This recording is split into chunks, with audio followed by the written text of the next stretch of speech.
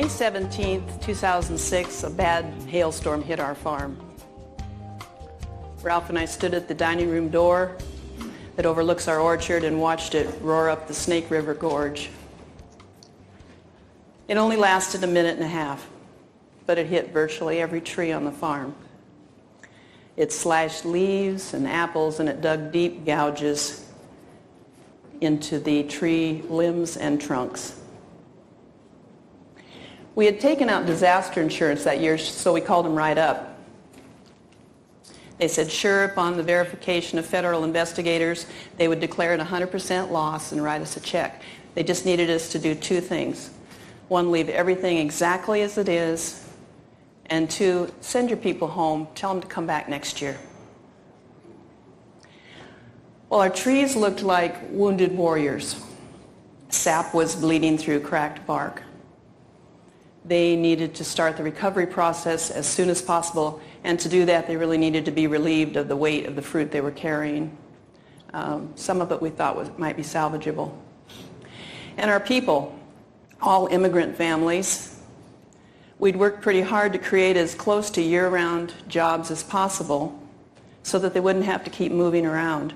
Their kids had attended so many schools that they often gave up and dropped out. What were they going to do? Where were they going to go? In the end, we decided to keep everyone working.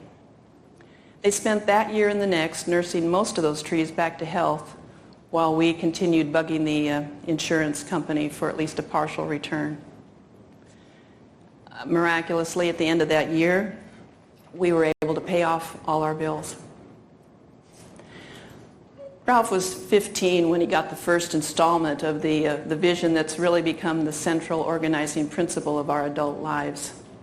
He was listening to a missionary speak about kids in India, and he remembers telling his teacher, I think it'd be cool to own an orchard when I grow up and help kids.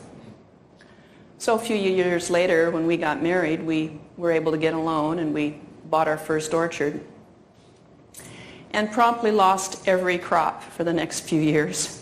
And we're just finally becoming profitable when we experienced a radical shift in our labor force, away from white U.S. migrant families to Latino immigrants. So at that point, the vision morphed. We realized that if we ever hoped to help kids in India, these new employees would have to become our first focus of mission. They came with nothing. We didn't share the same language, culture, or religion. They had never done the kind of work we were asking them to do. How do you run a business, let alone stay in business, when you can't even talk to your people? We were thrown into an instant on-the-job training mode. Although today we think of it more as applied servant leadership, where each one teaches one.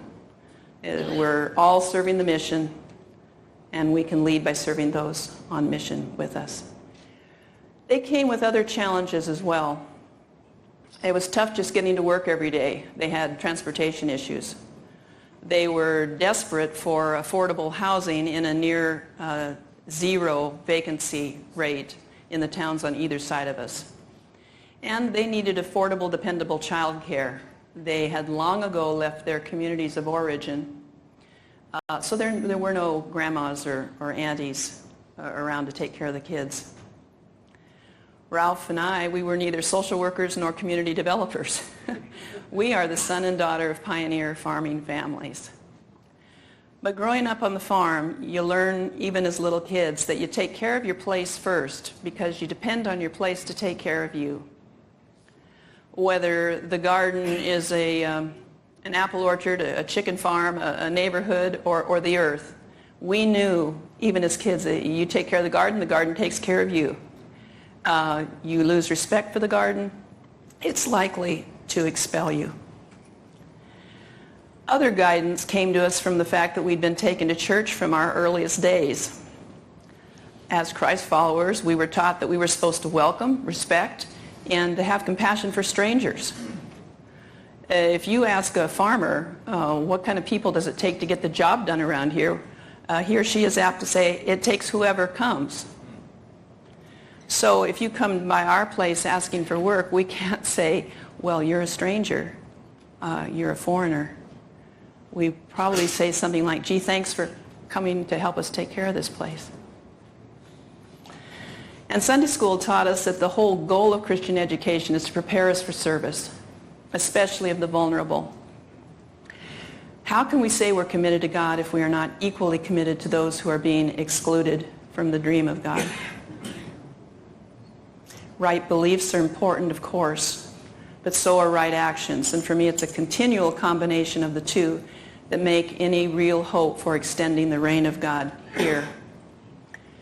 I had read about Paulo Freire, the Brazilian educator, who used the Bible to teach peasants how to read and write, while also using it as a guide to empower his students to become a more informed, engaged citizenry. He used an action, reflection, action style of education. So thinking of our employees, we took a number of trips to Mexico trying to understand what was driving these people off of their land and out of their country. We came to believe that they were economic refugees, and they were willing to give up their lives to give their kids hope and a future. So we started thinking, okay, what else could we do to provide more jobs for these folks? We had been a grower to that point only, and so we decided, if we built a warehouse on our farm, we would become a shipper as well. And so the first line we built, we hired 100 women. When they came to work, we started hearing stories about their families here. They were carrying enormous stress. For example, many moms felt they had no choice but to leave small children at home alone, unattended, while they were at work.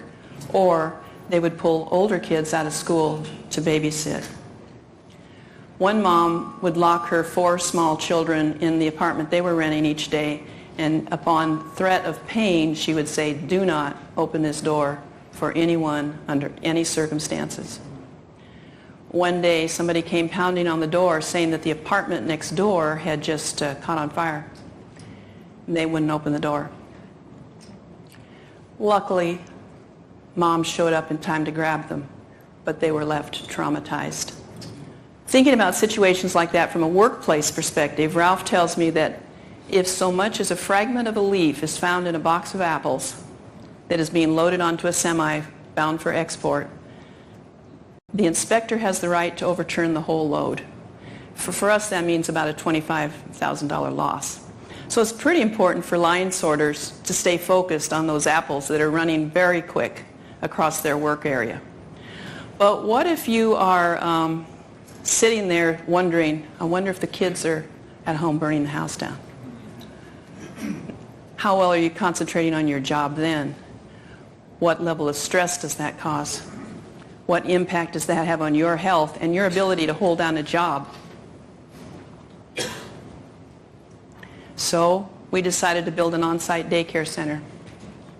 Now at the time there weren't enough qualified child care workers anywhere around, especially those who spoke Spanish. So we hired the local community college director of their daycare to help us out for a couple years and train some of the women that were working on our line to basically keep kids safe, fed, and busy. From those humble beginnings, today all of our preschool teachers receive their early childhood education certificates. When you have small kids in your care, you learn a lot more about what's really going on in the family. And when we learned that a number of our families were living in substandard housing and heard stories about rats biting their kids while they slept at night, again, we knew something needed to happen. Finding no housing entity to partner with, we finally took out a loan and built 100 2-, 3-, and 4-bedroom homes right across from our warehouse. We included a gym and a chapel. The new residents named the community Vista Hermosa, beautiful view. One of my most precious memories of those early years at Vista was having the privilege of watching some people learn to read using the Bible at our Saturday night ecumenical chapel services.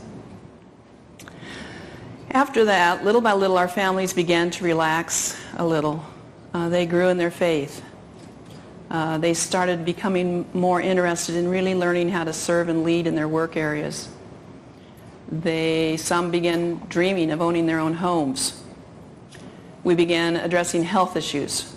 I can remember Veronica saying, "You know why the women around here don't smile? It's because their teeth are so bad."